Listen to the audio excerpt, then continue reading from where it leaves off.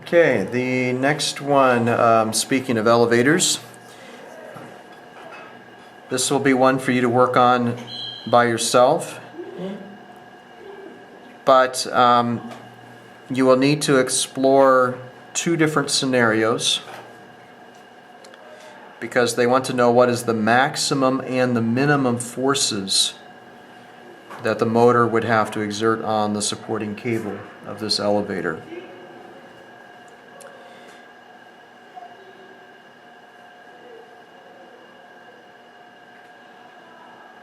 The other thing that you will need to watch out for is, notice that this says 0.068 G, and that italicized G is referring to the acceleration of gravity. So to find the actual maximum acceleration of the elevator, you'll need to multiply this by 9.8. Okay. So I'll let you wrestle with that one a little bit.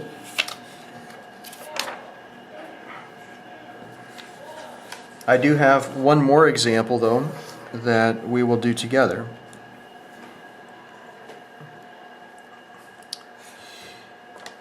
We have a supporting mechanism for an elevator. Its maximum strength is 21,750 newtons.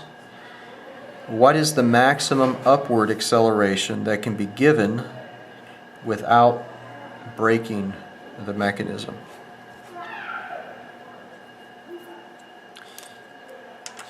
So let's see if we can unravel this one. As always, we begin with a free body diagram.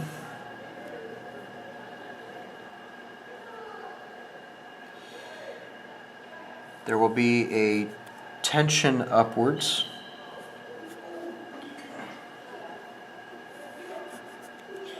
and of course the weight downwards.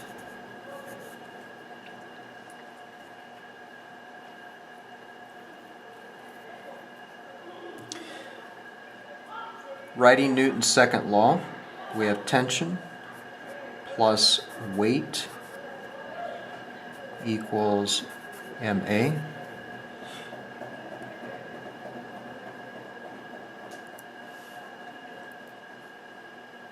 The maximum tension is 21,750. The weight is going to be negative 2125 times 9.8 equals 2125 times A.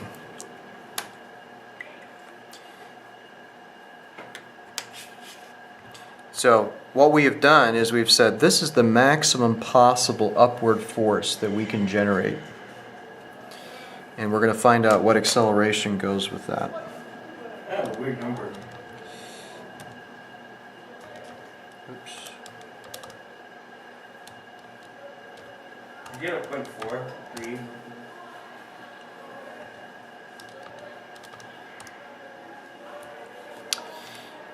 Yes, when I solve, I get A is equal to, I'll write 0.44 meters per second squared. So that right there is the maximum possible. If we have a larger acceleration, it would require a larger force, and that is not possible because it would cause the mechanism to break. Here actually is an interesting question now. Let's extend this just a little bit further and ask ourselves, what would be the minimum force required to suspend that elevator in place? In other words, it's not moving up or down, it's not accelerating. We just want it to be able to sit in place without the support mechanism breaking. Well, in that case, if we write out Newton's second law, if the elevator is not moving, is it accelerating? No. No, it's staying in place. And so this is 0, which means our equation now is much simpler.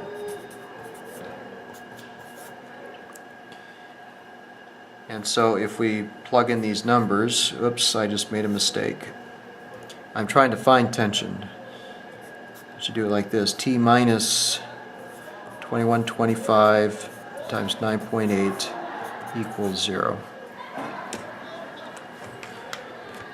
And so let's see, 2125 times 9.8.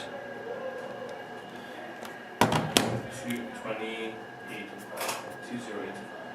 Yeah, 20,825 newtons.